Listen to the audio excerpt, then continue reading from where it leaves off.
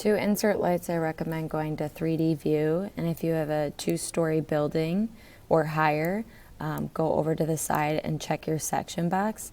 What this will allow you to do is to grab this crop box and drag it on in, and then you can drag it in from the top and kind of cut off the second story so you could see down into your first story. You just want to be able to cut it just enough to see the ceiling.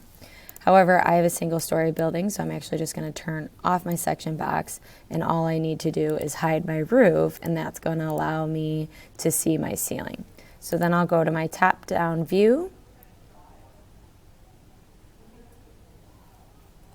and I'm going to load in my lights. Most of the time we use recessed cans, which are in Revit. All you have to do is go to the lighting folder,